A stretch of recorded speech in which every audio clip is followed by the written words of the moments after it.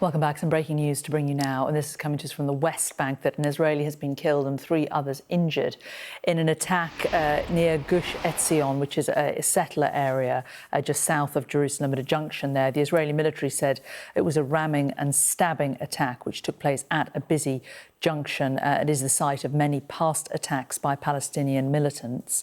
Apparently a 30-year-old man died of stab wounds, 3 others taken to hospital, including a woman in a serious condition and a teenager.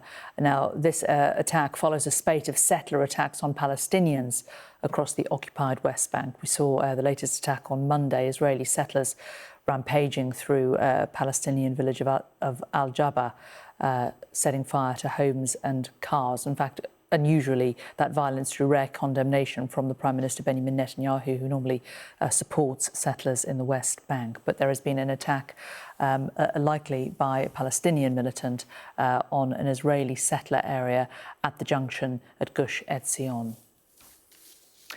Well, let's bring in our defence and security analyst, Professor Michael Clarke, on that now. So Michael, obviously, whilst the world was looking at Gaza, there was an escalation in the West Bank of the situation, a deteriorating security situation in the West Bank, and it hasn't really shown any signs of letting up, has it? No, and it's getting worse. I mean, the last figure I saw was about 270 Palestinians have been killed in settler violence in the area, and I think that figure will go up now.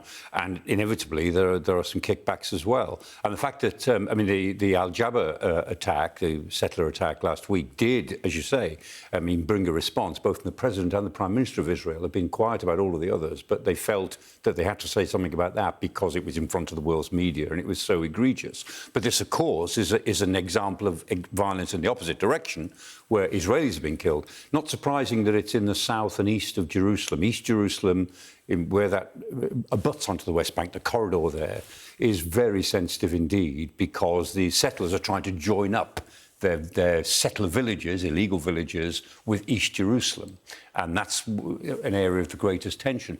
So it is, sadly, to be expected, and it is part of the whole Gaza war syndrome that a lot of right-wing Israelis have decided that with the appalling nature of the atrocity of the 7th of October 2023, that this is their moment to grab more of the West Bank and to kick a lot of Palestinians out. And Netanyahu has been under great pressure now for all of this year to annex parts of the West Bank. There's three zones of the West Bank, to annex at least the first zone where the Israelis are in control anyway. He hasn't done that because the Americans have lent on him very hard not to announce any annexation. But this sort of event, this sort of terrorist event, if that's what it turns out to be, this violent event, brings that a bit closer.